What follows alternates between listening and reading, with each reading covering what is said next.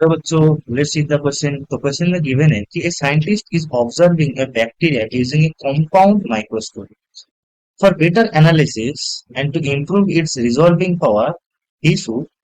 सो resolving power improve करने के लिए क्या करना चाहिए ये हमें देखना पड़ेगा। ओके, नाउ इस क्वेश्चन में हमारा जो की कॉन्सेप्ट है that is resolving power.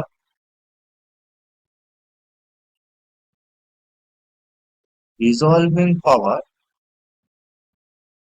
Of A compound microscope. Compound microscope.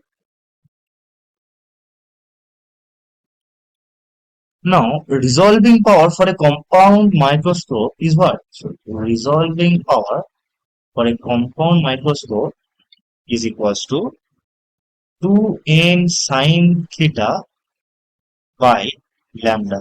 Okay, जहां पर ये 2n sin थीटा को कहते हैं numerical aperture. Numerical aperture.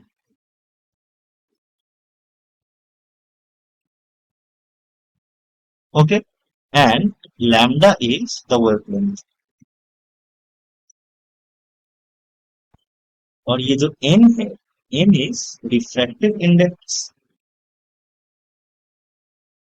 Refractive index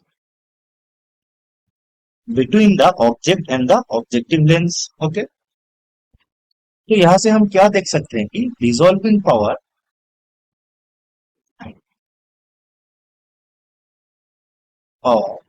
is inversely proportional to the wavelength of the light and directly proportional to the refractive index between the object and the objective lens.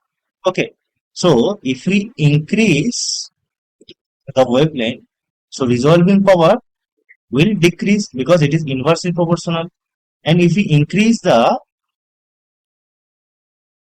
refractive index, so the resolving power will increase, right? So अगर हम resolving power को increase करना चाहे तो हमें क्या करना पड़ेगा, ये रिफ्रैक्टिव इंडेक्स को बढ़ाना पड़ेगा, right? So our option B will be correct, that is increase the refractive index of the medium between the object and the objective lens. Okay, option A क्या कह रहा है कि increase the wavelength of the light, तो ये तो सही नहीं होगा क्योंकि इट इज इनवर्सली प्रोपोर्शनल।